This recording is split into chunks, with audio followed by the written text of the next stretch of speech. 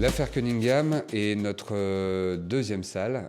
C'est une salle qui est sortie dans sa première version en 2015. Ça se passe à Londres en 1999 et il y a un tueur en série qui sévit et l'inspecteur Cunningham est en charge de cette enquête et il a disparu. Donc les joueurs vont reprendre son enquête dans son bureau.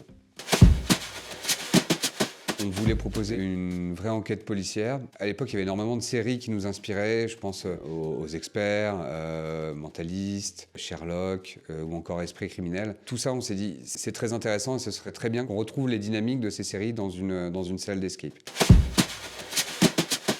La particularité de la salle, c'est qu'il y a un double niveau de jeu. Il y a bien sûr une mission qui est de s'échapper, mais il y a aussi toute une enquête policière à résoudre. Et donc on va avoir ces deux dynamiques de jeu, ces deux gameplays qui vont se superposer. Et il va falloir comprendre que certains objets ou indices qu'on trouve dans la salle nous servent à la résolution de l'enquête et d'autres nous servent plutôt à essayer de trouver la sortie et de s'échapper dans le temps imparti.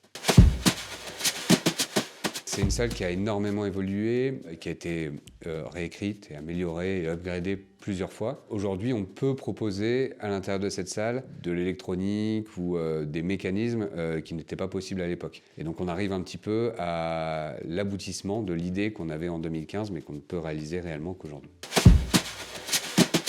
Cette salle s'adresse principalement à un public adulte, parce que forcément il y a une affaire de tueur en série. Si dans vos lectures, dans vos séries, dans vos films, vous aimez l'univers de l'enquête policière, les rebondissements, la pression, si vous aimez tout ça, je pense que cette salle elle est vraiment faite pour vous.